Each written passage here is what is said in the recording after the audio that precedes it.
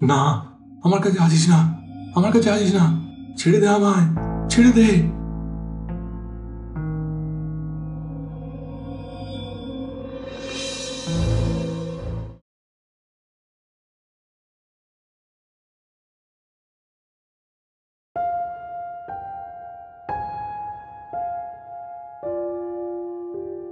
কৌশিক আর রাহুল দুই ভাই। ওরা দুজনে রাজারহাটের গণেশ অ্যাপার্টমেন্টের ফ্ল্যাট 1B-তে থাকে। এটা ওদের মায়ের ফ্ল্যাট। কৌশিক বন্ধুদের সাথে আড্ডা দিতে, ঘুরে বেড়াতে খুব ভালোবাসে। রাহুল ঠিক এটার উল্টো। ও একলা থাকতে পছন্দ করে। যেখানে কৌশিক থাকতো বাইরে, সেখানে রাহুল থাকতো ওর মার কাছে। কৌশিক পেশায় হচ্ছে এক সেলস এক্সিকিউটিভ, আর রাহুল হচ্ছে এক লেখক। ওদের গল্পটা শুরু হয় যখন প্রমোটর কল্লোল বিশ্বাস কৌশিকের সাথে যোগাযোগ করে। দেখো ভাই, আমি অনেক দিকে ঘুরে এই জায়গায় এসেছি, অনেক কিছু দেখেছি।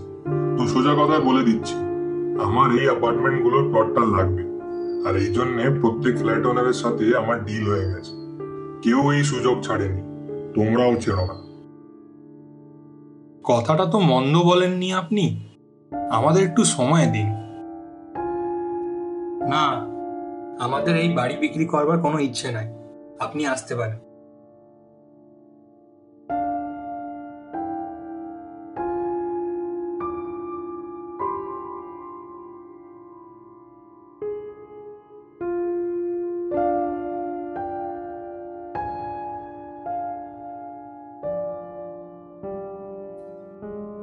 আপনি কিছু মনে করবেন না, আমার ভাই একটু ইমোশনাল, আমি ওকে বুঝিয়ে দেব। আপনি আমায় একটু সময় দিন, আমরা দুজনেই এগ্রিমেন্ট সাইন করে দেব। হুম, একটা সপ্তাহ দিলাম, তার বেশি নয়। আমার কাজ না হলে আমি অন্য রাস্তা নেব। এই আমার নাম্বার, সব মিলতেই আমায় যোগাযোগ করবে।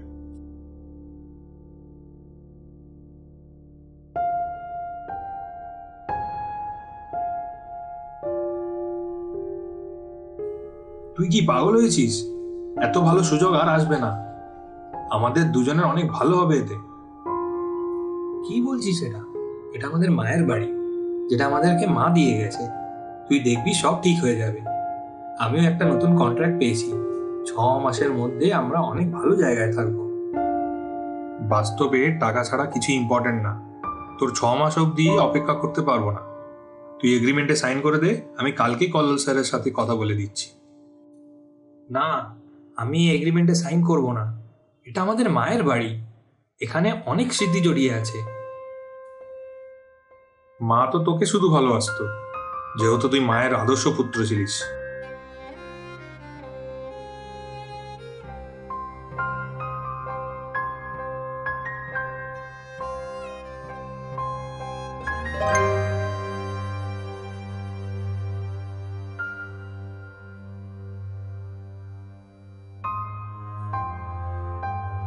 কি হে, তোমার ভাইকে বুঝিয়ে দিয়েছো তো? কবে আসবো এগ্রিমেন্ট নিয়ে?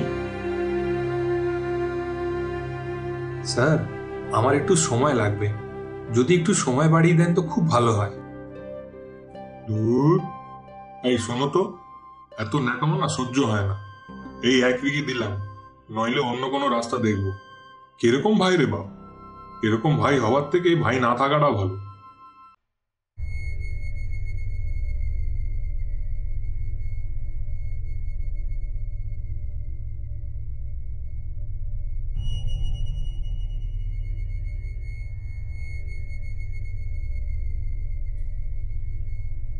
তুই কি ভাবলি কালকের কথাটা নিয়ে?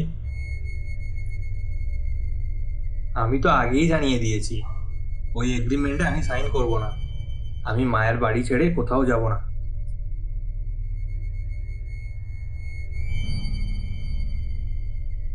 দেখ, বেশি বাড়াবাড়ি করিস না।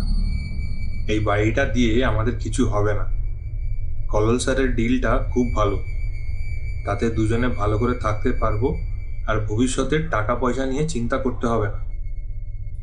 আমি বললাম তো আমি সাইন করব না। তুই মাকে ভুলে যেতে পারিস কিছু টাকার জন্য, কিন্তু আমি মরে গেলেও এই বাড়িটা ছেড়ে যাব না।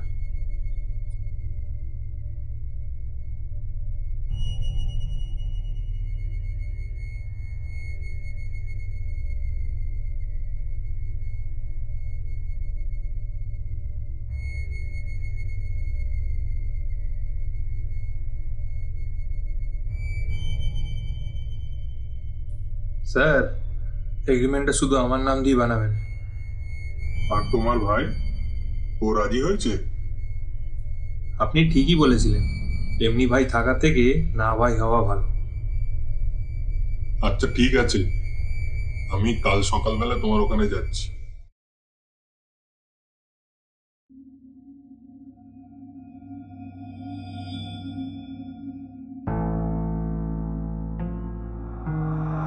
দাদা, এই দাদা।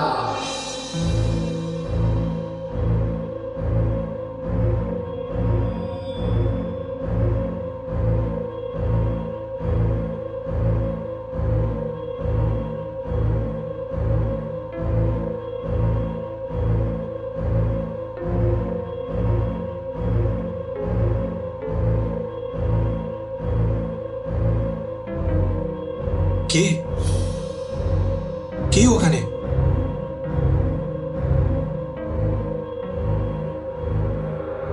আমাকে হত্যা করে শান্তির ঘুম দিচ্ছিস?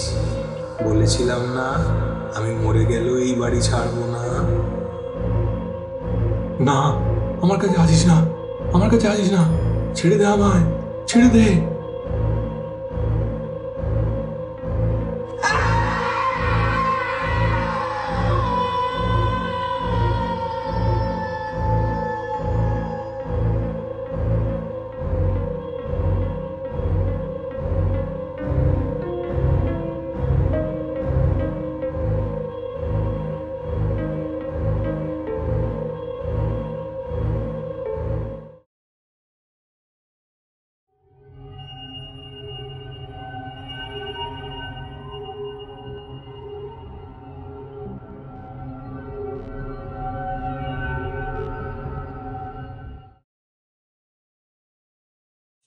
হ্যাঁ রে, এতদিন পর আমাদের কথা মনে হলো।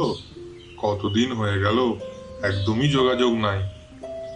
ক্ষমা করো মামা, এই লাস্ট বছর নতুন কাজের জন্য খুব ব্যস্ত ছিলাম, তাই কোনো যোগাযোগ রাখতে পারিনি। তুই আসিস না বলে তোর মামিও বারবার বলছিল, তোকে দেখার খুব ইচ্ছে করছিল। এইবার তো ভালো করে কিছুদিন থাকবো। মাও বারবার বলছিল যে তোমাদের কোনো খবর ঠিক মতো থাকে না, তাই ভাবলাম একবারই গিয়ে কিছুদিন থাকি, তোমাদের সঙ্গে ভালো টাইম কাটাবো।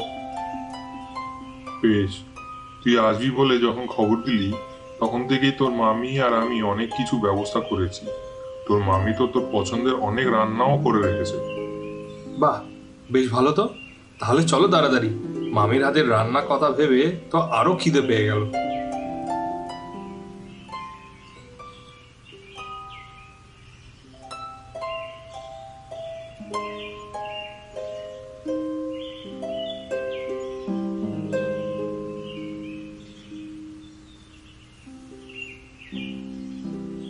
আচ্ছা মামা, গ্রামটা তো ফাঁকা ফাঁকা লাগছে কেন? কোনো মানুষ দেখা যাচ্ছে না তো। না রে, সবাই তো চাষে বা কাজে গেছে, তাই একটু শূন্য শূন্য লাগছে। তবুও মনে হচ্ছে আগের বার এসেছিলাম তখন গ্রামটা অনেক বেশি জমজমাট ছিল, এখন অনেকটা ফাঁকা লাগছে। এত গরম পড়েছে না, মনে হচ্ছে তাই কেউ বাইরে বেরোয়নি। তুই আসবি বলে আমি বেরিয়ে পড়েছি, না হলে আমিও গরমে বাইরে বেরোতাম না।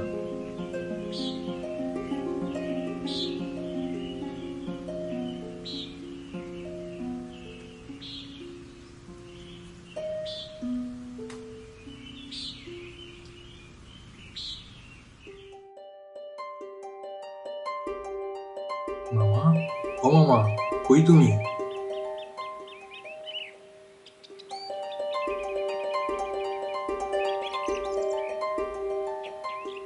হ্যাঁ বল রে, ঘুম হলো? হ্যাঁ, হয়ে গেছে, ভাবছিলাম একটু বেরিয়ে আসি। আরে, এখন আবার বেরোনোর কি দরকার আছে? আরে একটু বেরিয়ে আসি, গ্রামে এতদিন পরে আসলাম, একটু বাইরে না গেলে অস্বস্তি হচ্ছে। ঠিক আছে, কিন্তু বেশি দূরে যাস না, আর কাছাকাছি থেকে ঘুরে তাড়াতাড়ি ফিরে আয়।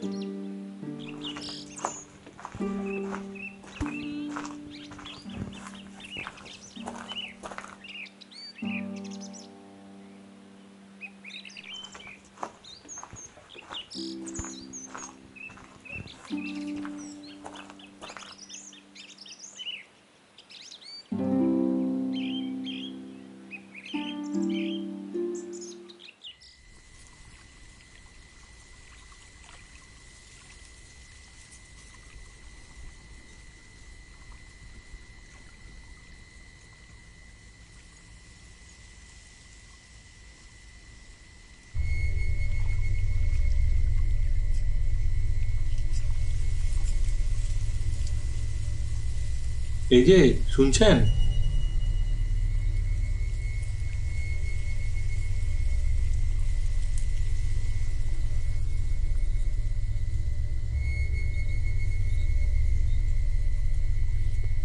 ও দাদা, শুনছেন?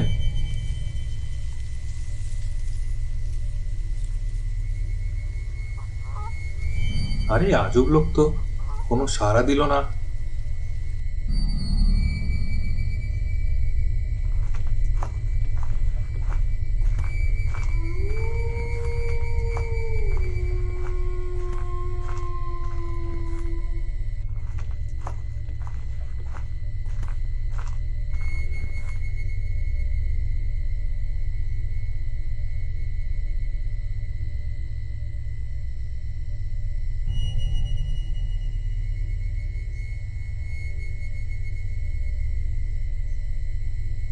তাড়াতাড়ি যাই, কিছু ঠিক লাগছে না।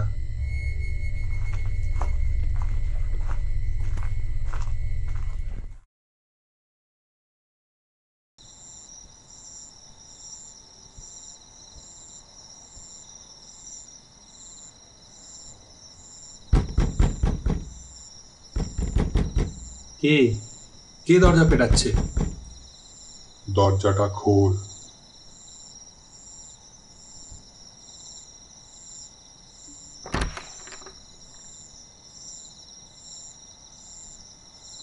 মামা, এত রাতে কি হয়েছে? এত দেরি কেন করছিলিস দরজা খুলতে? আরে রেগে যাচ্ছ কেন? আসো বসো, কি হয়েছে বলো।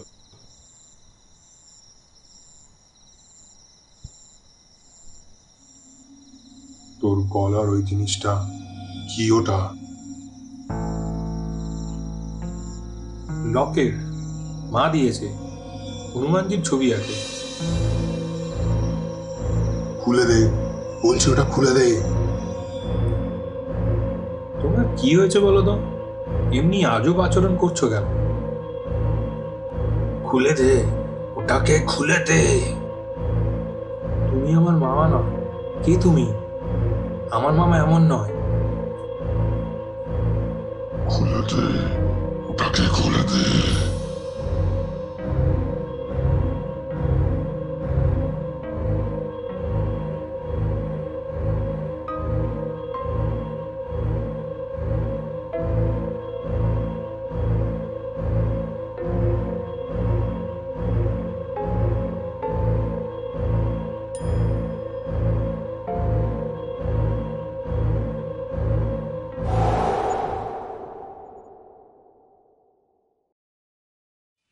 বিজয়, এই বিজয় ওঠ। এই, তুই বাইরে এমনি শুয়ে আছিস কেন?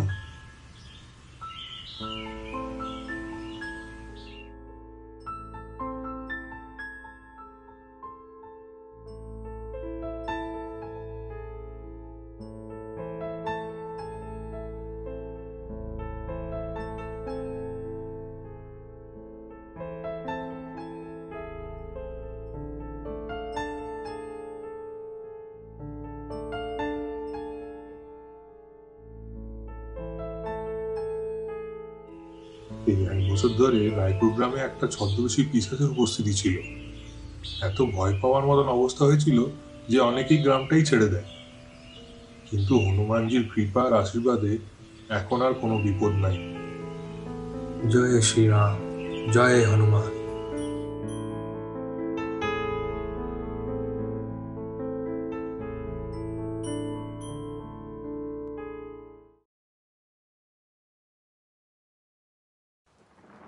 বৃষ্টি আসছে, মেঘ করেছে প্রচুর। দুজন বন্ধু এক শূন্য রাস্তা দিয়ে হাঁটছিল। তারা জানেনি আজকের এই বৃষ্টিটা কি নিয়ে আসতে চলেছে। সোহম, দেখ মেঘ করেছে ভালো। বলছিলাম না, রাস্তায় বেরোলেই বৃষ্টি। তুই তো বৃষ্টি আবহাওয়া দপ্তর হয়ে গেলি। কিন্তু হ্যাঁ, খুব রোমাঞ্চক লাগছে। এই যা, জোর নেমেছে, তাড়াতাড়ি দৌড় লাগা, আগে বাস স্ট্যান্ড পাবো।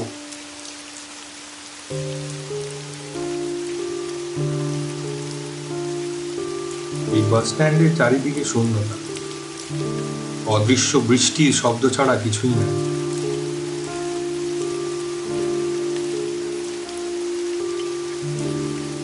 বাঁচলাম, বাস থাকুক বা না থাকুক, ছাতা ছাড়া এই বৃষ্টি ছোবল মারবে। সত্যি ঋতো, ওই দেখ কি আসছে মনে হয় না?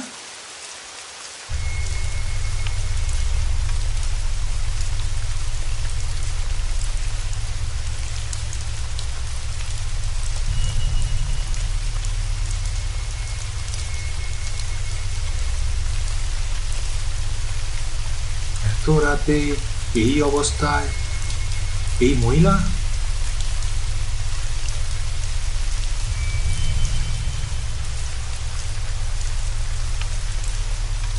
এই দাঁড়া তো, আমি জিজ্ঞাসা করি।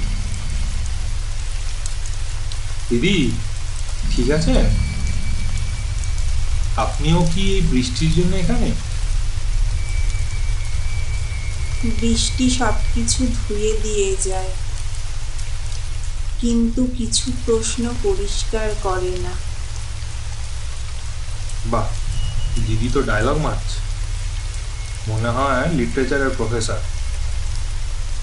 তোদের মনে হয় জীবনে সত্যি কিছু আছে?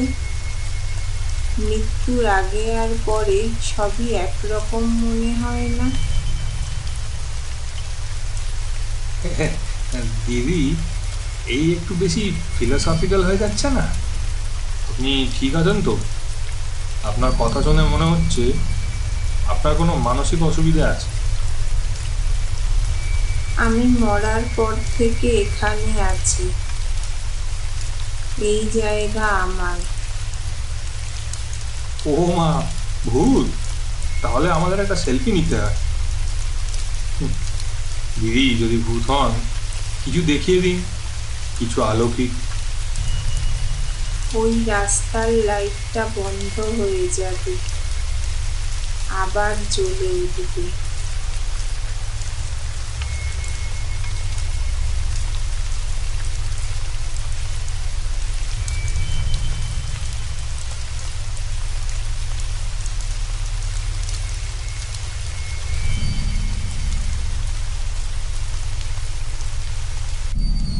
চলো চলো, টাইমিং ভালো, খুব সুন্দর। দিদি আরো কিছু বলুন, কিছু ভৌতিক জিনিস দেখিয়ে দিন। ওই গাছটার ডাল ভাঙবে।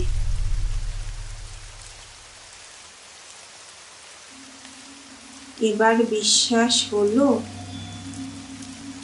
মিথ্যে কথা বলা ঠিক না।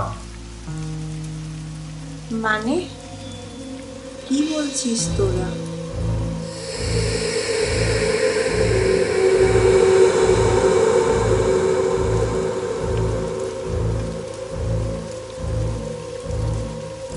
মৃতরা নিজের লোকদের ভালো করে বুঝতে পারে, আর তুই এখনো জীবিত। মৃত্যু নিয়ে মজা করা ঠিক না।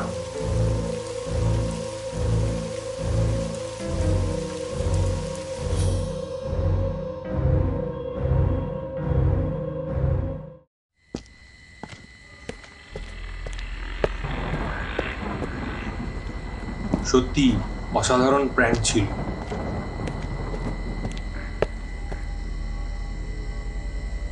মায়াদি, এই মায়াদি, এ কি, দেহ তো পুরো ঠান্ডা হয়ে গেছে। বৃষ্টি শেষ হয়ে গেল, কিন্তু বৃষ্টির শরীরে ছিল একটা অশরীরী ছায়া। আর সেই দিন যারা ভয় পাইয়ে মজা করছিল তারাই ভৌতিক সত্যির শিকার হয়ে গেল।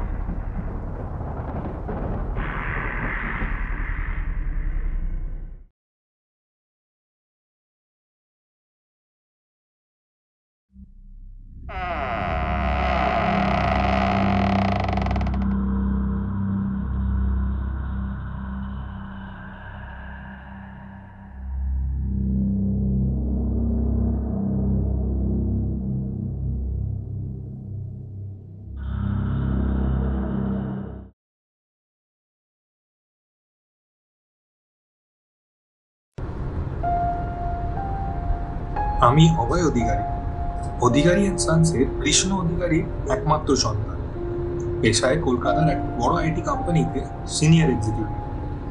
আজ আমি আমার বান্ধবী মিতালি আর ওর ভাই অভিক যাচ্ছি আমার পৈতৃক বাগান বাড়িতে উজনপুরে কিছু প্রপার্টির ব্যাপারে। অভয়, আর কতক্ষণ লাগবে রে? ভোরবেলা বেরিয়েছি, দেখতে দেখতে দুপুরও হয়ে গেল। আর দেখ বড়টা। গাড়ির এসিতেও আর কিছু কাজ হচ্ছে না দিদি। বাস আর 10 মিনিট। বংশী কাকাকে বলে রেখেছি, সব ব্যবস্থা করে রেখেছি। ওইখানে পৌঁছালে ভালো লাগে।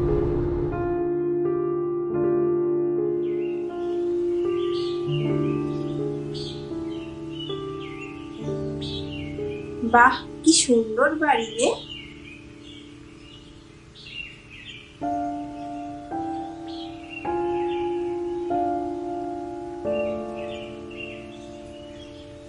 সত্যি অভয়দা, একদম রাজবাড়ির মতো।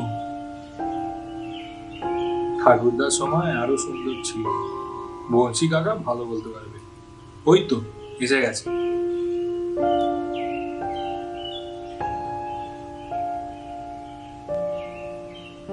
কাকা, কেমন আছো? ভালো আছি ছোট বাবু। তাড়াতাড়ি হাত মুখ ধুয়ে নাও, অনেক বেলা হয়ে গেছে। খুব খিদে পেয়েছে। ঠিক আছে, আমরা ফ্রেশ হয়ে নিচ্ছি। তুমি এখানে থাকছো তো? এই 1 বছর ধরে আমি রাতে থাকি না বাবু। কেন কাকা, এমন সুন্দর বাড়িতে থাকো না? সুন্দর তো বটে, কিন্তু সব সুন্দর জিনিসের ভিতরে কিছু কথা থাকে।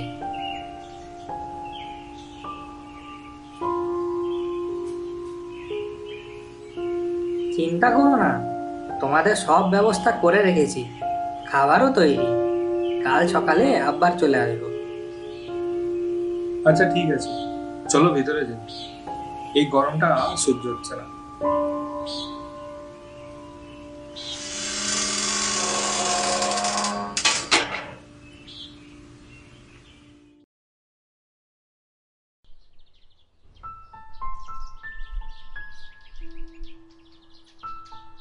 আচ্ছা, বিকেলে কিছু করা যায়?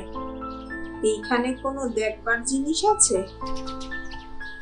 পাশে একটা ছোট পুকুর আছে আর কিছু বাগান এরিয়া। চল ঘুরে আসি। ভালোই হয়, এখানে বসে বসে স্বস্তি লাগছে।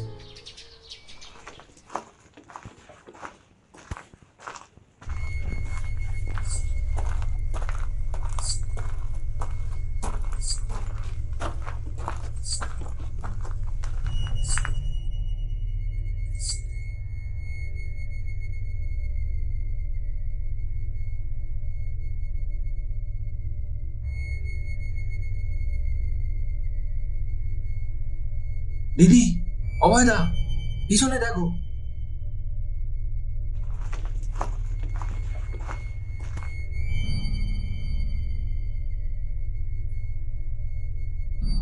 কি রে, কি হলো?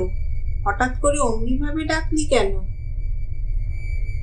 ওখানে এক মহিলা ছিল, নুপুর পরে হাঁটছে মনে হলো। ঠিক আছে, আমি গিয়ে দেখছি।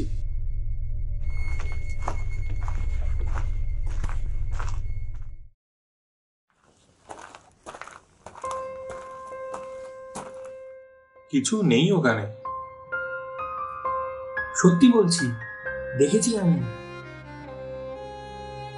তুই মনে হয় কোনো গাছের ছায়া দেখে মানুষ মনে করেছিস। প্রথমবার তো বাগান বাড়িতে, তাই জন্য। চল ঘুরে আসি, রাত হলে আরো ভয় লাগে।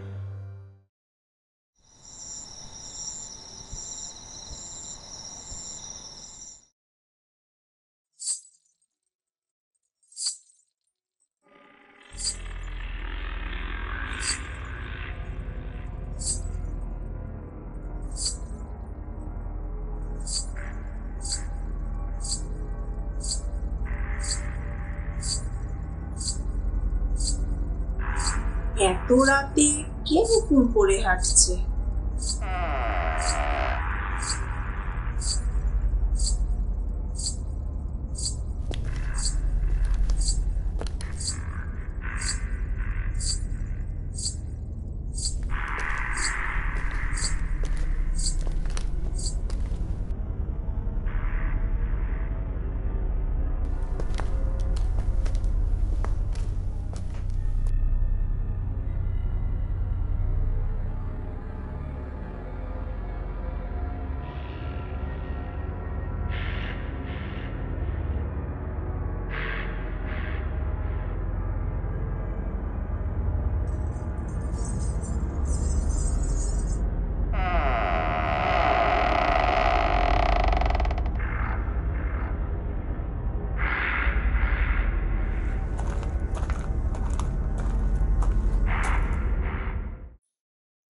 এটা কার ছবি? কি অদ্ভুত দেখতে!